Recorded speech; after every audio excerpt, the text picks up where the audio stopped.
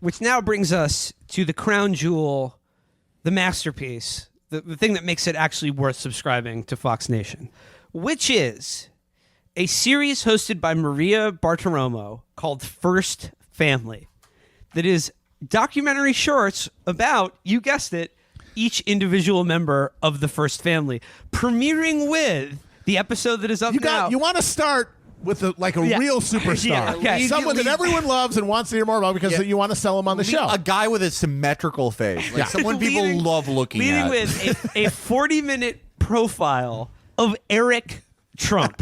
Not Don Jr., not even Don Jr. Even Don Jr. Eric Trump. Eric. This was honestly one of the most extraordinary 40 minutes of TV I've watched in a long time. We fucked up. This is the first thing we watched. We fucked up. Like, we honestly... GoBot to Don Jr.'s Transformer. Like, to start with this, which was just... It was a tour de force. Like, there wasn't a single boring moment of it. No, it was brilliant. It was like... You know what? If someone who somehow gained Eric Trump's trust to make a movie about him making fun of him, I don't think they could do a better job than this. No, absolutely not. It's basically like if the Dirk Diggler documentary had taken place among New York real estate oafs. Yeah. That's it. So let's begin by just like some basic observations about how Eric Trump looks. Oh, God. Like, good. Oh, boy. really fucking good. Yeah, we were just talking for like an hour after it about how good he looks and how easy it was to eat dinner while watching him. How much we enjoyed the close-ups. Yeah, Felix kept saying, like, keep zooming in. I want to see more of that face. It was so good, man. Okay. That's my only critique of the documentary. They didn't zoom enough. You wanted it to be more like an Errol Morris thing where it was just his face for 40 minutes. Yeah, no cut. I want it filmed in 4K. I was like, is there a VR version of this that I could enjoy? I want to be next to Eric. Okay. Eric, we all know what Eric's face looks like. I mean, I'm not the first person to make this observation, but he does look like the perfect fusion of Beavis and Butthead. Yep. He's got like the sort of like rat-like Beavis facial feature, but Butthead's like upturned lip and just sort of Butthead mouth. You know what I mean? Yeah, he's like if a regular underwear were a person. He also, since you've probably last seen him, has grown the world's worst beard. The worst I've ever seen. Almost Ted Cruz level bad. Just so terrible. But because he's got that blonde hair, like when your facial hair is the same color as your flesh, it's not good. You just look like you have something growing, like your skin is molting. Okay, That's what you look like. Can we talk about just how wet and pink his lips look? His lips, it looked like he sleeps with a ring pop in his mouth. It's so bad. His lips were like magenta, and then the other he had two. He had three areas of really bright color on his otherwise just pallid vampiric face. And that was his grotesque mouth, lips. And then he had the underside of his eyelids were red. and they were just these violent, kind of curves underneath his eyes. It was a nightmare. Do you think it's like he just put his hand in his infant's diaper and just rubbed it on his face? He's like, I'm getting a documentary made about how cool I am. I need the most pink eye possible. He looks like, in this documentary, he looks like Vic Berger edited him. Yeah. He's just not good, man. And then the best detail of all, the most bird brain Facebook guy shit of all time. Maria Barton Fink Aroma, as I'm going to call her now. Barton Fink Aroma interviews him in front of an open bank vault. It's so cool. It's so money. Good. We got money. Yeah. We love money. I like to be next to the money at all times. That is the Facebook guy shit of just getting your picture taken next to an open bank vault and being like, yo, if you were real rich, you'd live with all the money. Yeah. I'd sleep in a big bank vault. Yo, I love seeing the money when I'm making the deals. I'm like, yeah, that's why I'm doing them, baby. So he's He got all of his Dumbass. ideas about being rich from watching DuckTales. and so he's being interviewed in front of a bank vault. I also want to make just a point that his clothes and suit also looked awful. Awful. He looked like Awful, shit. looked like shit, and he was wearing a pair of shoes with he was wearing a pair of light brown shoes with a dark gray suit that made it look like he had parked his feet in like baguettes or something. Yeah. He just hollowed out, made a little bread shoe Yeah. for his little piggies to just snuggle in, and he's walking around like an absolute asshole, like a chinless, gormless doof walking the halls of Trump Tower. And the most amazing thing about this documentary is that it's predicated on what they assume is the self-evident truth. That Eric Trump is like a business genius and like corporate wizard, master of the boardroom, business powerhouse. Yeah. And like he could Not just a guy who just literally works for his dad. We saw what his work was. Dude, okay, I want to get to that. But yeah, it starts out with him saying, honestly, I couldn't imagine life any other way. And then like That's such a great thing for someone who is born into billions of dollars. I literally couldn't imagine another person's experience. I couldn't imagine my life turning out any differently. Me either, I man. have a weird feeling of sort of that I'm maybe the only real person on Earth and no other humans' lives have any value outside of my own. Yeah, Maria, the thing is, I feel like I could kill anyone. I feel like I am God. I mean, So it's Maria, if we look out the window and you see those little ants walking and one of them stop moving, would you feel anything? I mean, Maria, the thing is, every morning when I wake up, I think about killing a cabbie with a crossbow. So Maria starts by asking him about his childhood. And it was honestly almost like the scene in Blade Runner where he was like, you want me to talk about Ivanka? I'll tell you about Ivanka. He starts out by saying, Donald, his father, wasn't the typical let's go play ball in the yard dad. He was a let's go to a 70-story construction site and I don't know, throw cinder blocks at the striking Polacks who we've shipped over in a fucking crate and are not going to pay to do the wiring in this building. Oh, and I like how Don Sr. is only in this documentary once interacting with Eric. Like there's other it's footage so of funny. him. Yeah, Okay, like he comes into an office with Ivanka and Eric, just again totally play acting at like doing work. Yeah. So holding a mic, Holding a phone and just Bim, like bye, looking sell. at a computer screen and just like nodding. Yeah. And what is he like? He walks in and he's just like, All right, see you later. he's like, yes, doing great in here. All right, bye. Oh man. And Felix, as you pointed out, for a work of just pure propaganda for Trump, there are really way too many shots of Trump in profile. Not good. Yeah. Real and bad. Don Jr. in profile. Yeah, like, chinless. Like, can you get the worst possible angle of this guy's family? Okay.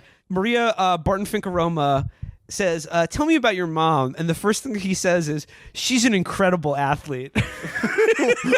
Fuck. What the fuck? All right. asked- So one thing about my mom for sure, she has incredibly powerful thighs and quadriceps. I'm regular, by the way. She asked him, what did you learn from your mom? And he goes, she's a disciplinarian. You know, we were opening doors. There was manners. She enforced discipline. So, you know, the mom, because obviously his dad didn't notice or talk to him Right, of at course, all. yeah. So, like, obviously his mom was mostly involved in raising him, along with probably what I'm assuming is 500 a maids. household staff. Many of whom he disposable- dissected out of boredom. And he goes, you know, and Maria Barton Finkeroma says, what does she think of, you know, your father? And he says, if you ask her, she will tell you he's the greatest president ever. And that's a lot coming from an ex-wife. Another thing of like, we were also noticing again with like the family shots of like at the White House, dude, I really hope I'm going to keep the subscription long enough to see their whole run of this season because I really want there to be both a Jared episode but Yes. also a Barron episode. Oh, God, yes. We need to know more about Barron. His limbs are so long. He is Slenderman. Barron's episode, because he'll get... I mean, he's the most powerful Trump kid. Like, he'll demand how they make it. It'll be the first anime ever on Fox Nation Network. Just by the way, parenthetically, I just found this out recently. There is on the keyboards, there is a Q belief that Barron Trump has just been secretly declared the world's youngest ever chess grandmaster. Secretly, he's done this in secret. Of course. Why would it? Why keep it secret? It wouldn't look fair. You know, it would look like it was. Damn, that's like that movie like- First Kid. Well, you know, it looks like they're trying to curry favor with the administration or something, so they have to do I it see. secretly. Okay. I mean, I also like the conspiracy that Steve Bannon is Barron Trump from the future. I love that one. That one Coming back to make America great. Okay, so there's another great part where he's telling Maria about how growing up, like, you know, he would work on construction sites, I'm sure. Oh yeah. And he said, you know, working teaches you to grow up. And when you work long, hard hours, you wake up at 7 and you get home at 5, you don't have time to go do drugs. He literally says that. And like, again, they show you what his working day is like in this movie. And he is not doing shit. He's not even doing a crossword puzzle. So what they do is, and this is very obviously what they do, is that they have him walk through different Trump businesses. Like, and the way that they talk to him and introduce him to stuff, it's very clearly he's never been there before. Like, they go to the Trump winery in Virginia, and they're standing in there, and they're explaining to him how they make the wine. And he's like, and then later on, he's cheersing and drinking, and like, wow, this has so many notes. This has so many flavors. It's amazing. He was married. He was married at the Trump winery to his amazing wife Lara. So Right. I guess he had been there before. Right, but like he doesn't, but not in a business No, capacity. of course not. And that's all of them. He wanders in, and they always show him shaking hands with a line of employees, like the groundskeepers, and you know they just brought them in there for that 1 minute, and then they had to lead him down the fucking line and like have a fucking fish line tied to his wrist to make him be able to fucking shake all their hands. So it's all fake, and he does one bit of executive business in the thing, and that is they lead him into a room at the Trump magazine headquarters because he's got to pick the cover of the new Trump magazine. Trump magazine, of course, they did try to make an actual magazine that you could buy in newsstands. That failed. Now they have something they call Trump magazine that's just a thing that's at their resorts and stuff. But so they have 4 pictures, and they have them lied out on a table, and the woman who's in charge of it says, here's some ideas. And then she says, and we were thinking of going with this Chicago one. We think that would look very good, don't you think, Eric? And he goes, yeah, I think so. I think we do the Chicago one. And then they high and then five. they high five. It's like a child. It's like leading a child through a business. And it's like they're like, what are we going to do to show the business acumen of corporate genius Eric Trump? And the answer is lead him into a room and have him pick one of 4 pictures that they already had picked and clearly like led him to the one. Well, the shot after that is he's at his desk, which has a minion on it. By the way, Yep. I'm not kidding. that is true. Yep. We've got minions, folks. And Yeah. he's calling. We got a minion at 12 o'clock. He's calling into like some Wisconsin shitheads conservative radio show to like campaign for Scott Walker, clearly. And when he's on hold, the Top Gun, No, like the Danger intro Zone. music is Danger Zone, Yeah. And Eric goes, "Wow, I like the music. How do you get Kenny Loggins in my phone? This is so cool." Like, he's such a fucking bird brain. Like the parts with him and Lara. Lara, Who gives a who fuck? fucking cares? Yeah. Yeah. I want to go back though to when he was talking about the values that and discipline that both his parents instilled in him. He said every day when he left for school when he was 6, Donald would say, "No drinking, no drugs, no smoking, and do your homework." And he was like, "I didn't even know what smoking was." Yeah. Which clearly indicates that his father had no consideration for who he actually was. Or it was like, what are you, 14? I'm 9. Okay, whatever. Don't do any drugs. I mean, that is Wear a condom. because when Eric is talking about things his dad has told him, Felix pointed out, again, it's like when we did the Dan Pfeiffer book, all of the glimpses you get of Obama low-key show his utter contempt for the people around him, in that he's tossing off like the most canned. He just says, "Son, you got to do what you love," which again is an incredible thing for like if you're in a family of billionaires to say. Like, you actually don't have to do anything. You could literally just not work. But I want to talk about my favorite line in the whole thing. He's talking about how when you work, a serious 7 to 5 job. Woo! That's not even that long. I mean, that's a full work day. 7 yeah, to but it's 5. it's not crazy hours. Like, rich guys always say, I work 100-hour weeks. He's basically like, no. And by the way, you're done at work at 5. You have plenty of time to do drugs. So, and You he's can like, do drugs at work. Yeah. and he says, so when you work a real job, it teaches you to grow up and it gives you discipline, and you don't have time or energy to go party and do drugs. And then he says this line: half of the people I knew in New York turned out to be disasters. No disrespect to them. That's so cool. Yeah. And then- so cool because I mean, that's the only like little flake of his dad in him where like his dad's cool personality where he's like, one of my best friends, but he's a complete loser and a failure and he sucks and everything he does fails. That's like Eric has a little bit of that, but it's also like easy for you to say when you were literally treated like a baby everywhere. Yeah. Like you literally go into your office and people are like, what picture do you like, Eric? And I like the Chicago one. And then after Eric says, like half of the people I knew were no disrespect to them, Maria asks him, she says, children of successful people usually aren't so successful. They don't have that fire in the belly. And then she sort of laughs and goes, so what happened here? And it's just like, what did happen here, Maria? Genetically. I'm thinking genetically, what caused this? This absolute just nobody, zero, who is his entire CV is worked for father. Never did anything on his own. Nothing. Well, I mean, I think the part with Lara is like it's the best summary of Eric as a person because it's just like they're the two dullest fucking people that ever lived. Yeah, they're sitting there. They're with their. The kids. It's not his fault, but they have a very ugly child. And they're sitting there on the floor with them, and they're just talking about what they like. And we like nature, and we love to be together in our house. And we Felix said that the family interview was like recording census data. Like there are two adults live in this home with a child under 2. Right. There's a part where she's like, we love coming to this house because it's big and it's not in the city and it's great to get away from the city and be in the house. We love being with our kid.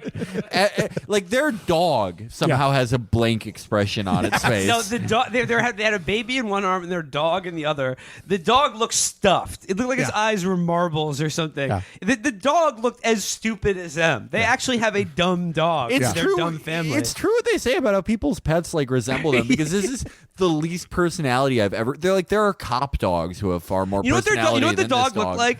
It looked like one of those dogs that's head bobbles when you put it on like a car dashboard and its head just goes up and down. That's what their fucking dog looked like. Well, what happens is the dog sort of it raises itself or lowers itself to the standard of the family. I mean, the dog showed up, looked around, and was like, okay, I have to put in zero effort here. This is great. I could just coast.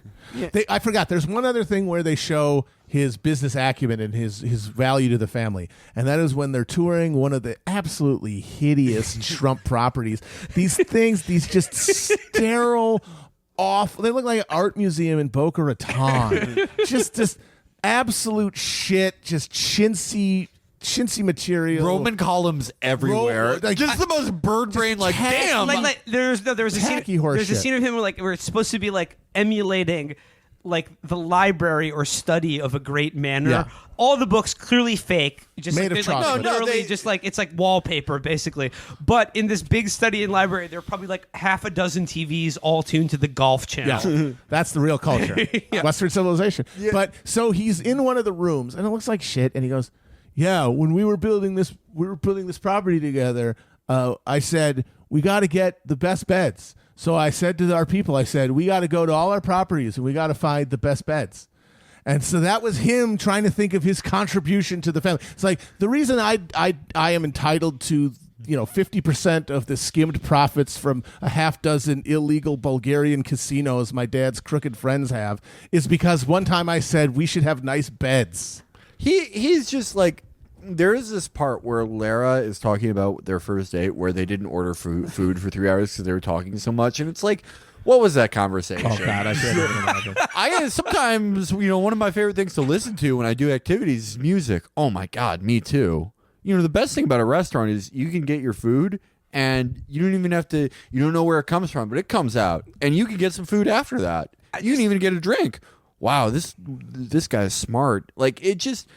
the blandest people I've ever seen. But again, this is like Alan Partridge. Like the crew might as well have been making fun of him. And I think there has to have been like one guy in the crew who's like, look at this asshole. Like the only thing that could have made it better is if he just said to Maria Barton Finkaroma, let's get out of here. I know an amazing owl sanctuary. But I want to underscore like other than the things he says, my favorite thing about this that we're trying to communicate is how much footage there is of him pantomiming work and like being in Trump Tower. And there are so many shots of him just walking, looking like an absolute asshole. Just like, so what do you do here, Eric? Yeah, I walk places. I put the phone to my head. I look at screens. I do a lot of looking at things. And it's just like, this is what he does every day. He just looks at things. And then, as Matt mentioned, every property, they have to bring out the whole staff. Never seen this guy before. And he has to come in and give them the lecture like, you guys are doing an amazing job. You guys are doing the best job in the world. I see some of you maybe lost a few hairs, maybe even got a few gray hairs, but you're doing wonderfully. Yeah, it's weird how you're aging so poorly. Doing back-breaking labor with no health insurance. Anyway, back to my golden helicopter. Yeah, this will make you a third worldist, really. And yet, plenty of people are going to, like I said, I don't know how many people are going to watch this. Some of them are going to watch it and presumably enjoy it, which is really the whole thing, what I kept thinking.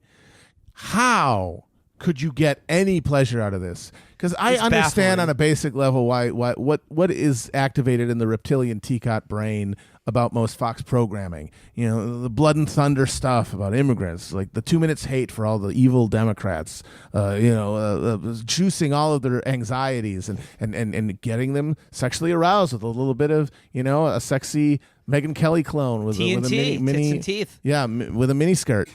I get that. And I understand that they now all are cult-like, psychotically devoted to the Trump family, and they worship them all. They think that they are like the Merovingian bloodline. But what are you getting out of this? Like, there's no political element, really. There's no bloody shirt. There's not really any sex appeal. I mean, you see Lara's feet a few times. Wrong. You see Lara's feet a few times. So no, I'm talking about Eric. If you're into that, there's a couple of feet shots. But it's just this idiot man-child talking about how much he enjoys eating dinner with his family. And also, I want to stress, too, Maria Barton Finkaroma disappears for like long stretches of this for just essentially what is an advertisement for Trump properties. Yes. Where like Eric takes you a tour of the winery. Yep. He gives you a tour of like some other awful hotel property. Right. Yeah. And you too can be part of this. It was amazing. It's great. It was so good. And then we were like talking about like obviously they got to have a Don Jr. episode. They got to have an Ivanka episode. The Capo di Tutti Capi. We need a Jared episode. Need a Jared episode. There definitely will not be a Tiffany episode. No way. Which is a heinous oversight. We need more Tiffany, in my opinion. So much more. Yeah, but she's a wild card. They don't want to put her on camera. They don't know what'll happen. Yeah, they don't know what she'll say. She's gonna. She one of these days she's gonna pull like a Charlize Theron and the Devil's Advocate moves and just like lose her shit in a public. She's gonna show up at like the State of the Union naked and covered in fucking runes or something. Trump's like, all right, well, that's why I had 2 daughters. You have one. This is my dad told me this. If you have one daughter, the rune thing happens to them. You don't have another one. They have Ivanka, and Ivanka. Don't we love how she's never going to get covered in runes. We love it. She's never going to get stigmata. Ivanka will never be cursed by, the pact that I made with Satan. And it's great. More and more people are saying that, they're going to have 2 daughters. And they're calling me the 2-daughter president because the toughest man I'd ever seen in his life. He had one daughter 18 years ago, and he came to me with tears in his eyes, and he said, Don, I knock on wood, my daughter, she hasn't been accursed she hasn't been bleeding or naked in a public setting yet, but we just had another one because of what you said about the 2 daughters. She's and fantastic. It's great. Yeah, no, you always That's him talking. She was born with a cowl over her face. She's gonna be fantastic. No, That's his testimony to Robert Mueller. Well, I can't do anything with this. You're innocent. But I do hope they do have. I do want them to have a Jared episode, and I want it to be scored by klezmer music the entire time. But again, we're like sort of talking about this overall though. Eric and Don Jr., but Don Jr. specifically. Has there ever been a dumber person in public life than Don and Eric? And we said no. You would have to go back to like inbred monarchy. Yeah, we said Wilhelm II is the last one. To find somebody as stupid. You as need these somebody people. who had it when they were born had a 50% chance of getting hemophilia. You need somebody with that deep fucking Habsburg bloodline to get anyone this fucking stupid. It's really impressive. In the line of even like, because there've been plenty of presidential sort of fail sons and fail children and fail relatives who just sort of hang around like dingleberries, like Roger Clinton and Billy Carter, Patty Davis, all of them fucking geniuses compared to both of these dullards. Yeah, like, and when we say public figures, for me personally, I don't even just mean like political. I mean, like, I think Brian Silva is smarter than Eric and Don Jr. He's a musician. Can you? I mean, Billy Carter, he fucking put his name on Billy Beer, which was a classic American thing. Like, if fucking Eric Trump tried to capitalize on his name and did some disgusting energy drink that he like got from fucking, Ukraine and had contaminated Chernobyl water in it and 55,000 people's hair fell out when they drank it. Yeah, I mean, just what a family. What a family. May they reign for 1,000 years. They're all so hot. They're all like we said, Ivanka had all the plastic surgery to make her not look like Donald Trump, so she's less hot than Tiffany. I was yeah. The closer you look to Donald Trump, the hotter you are. Yeah, dude, I used to want to fuck Ivanka. Now she looks nothing like her dad. No, thank you. These guys, those guys, the Trump fans now, the death cult, they're thinking the way that Democrats used to about the Kennedys before their heads started exploding. They were like, dude, JFK, 8 years of JFK, then 8 years of RFK, then 8 years of Teddy. They're thinking that way. They're thinking Donald Jr., Eric, Ivanka. They're thinking 1,000-year Reich of these morons. I mean, and it's not like the Kennedys were the sharpest tools in the shed. Not at all. But like, even Edward Kennedy, the fucking alcoholic, ended up like having a successful Senate career. Imagine you just plop Eric in the Senate. What happens? Like what happened? Do we like what like we ended up accidentally like ceding half the territory of the U.S. to China, which actually would be a good move. He accidentally refunds the Louisiana Purchase, and like 2/3 of America would go back to France. He would have a Chappaquiddick, but it would involve him locking himself in the trunk of his car and somehow going off the bridge. They're like, yeah, it's the Trump curse. They're just so unlucky after they all jammed forks into electrical outlets. They're just so unlucky. How could it happen to anyone? Oh, the tragic death of the president, the death of a president. Why would the Secret Service leave him alone in the Oval Office with that laundry bag?